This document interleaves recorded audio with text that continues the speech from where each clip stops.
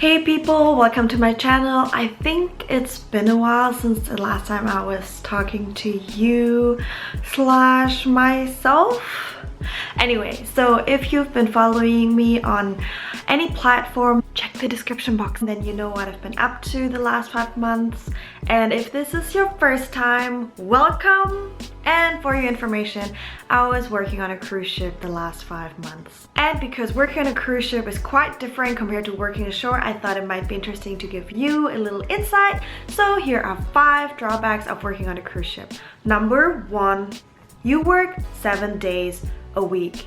And I think for everybody who is considering working on a cruise ship, that is something very important to understand, because not everybody can pull that. Not everybody is made for every kind of job.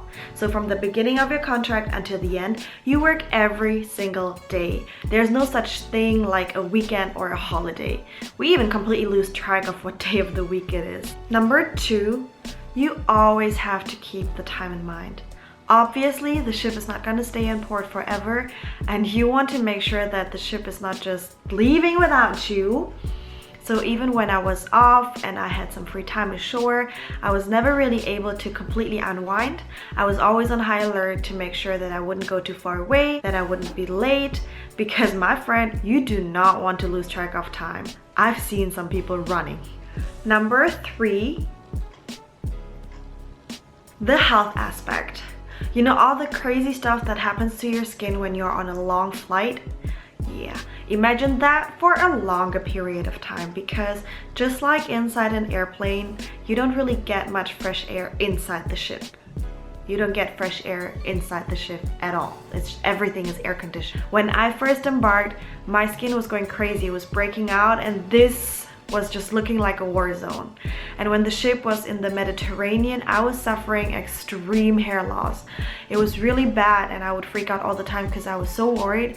And since I'm back home, it decreased so much, and I'm only losing a fraction compared to what I've lost on the ship. Number 4, you start missing the normal things you do ashore. Since you're on a ship, you're kind of really limited when it comes to the things that you can do. So one of the things that I started to miss the most was cooking. Even though I might not like cooking for myself, I really like cooking together with friends. I was so excited when I saw a proper kitchen after 4.5 months. Another thing that I really missed was going to the movie theaters. And the last point, number 5, you have no privacy. And I think that was something I was struggling with the most, because I like being alone and I like having me time, especially after a long day or just to recharge my batteries. But on the ship, you're constantly surrounded by people 24/7, even in your own cabin, because you're sharing it with somebody. Luckily, I had a great roommate who I was getting along with very well, so we would have times where we would just talk a lot, and then we would have times where we would just leave each other alone doing our own thing. That was it. I hope you enjoyed this video. If you did, please give it a thumbs up and subscribe to the channel. There will also be a video about all the awesome things of working on a cruise ship, so stay tuned for that. Thank you so much for watching, and I will see you next time. Bye!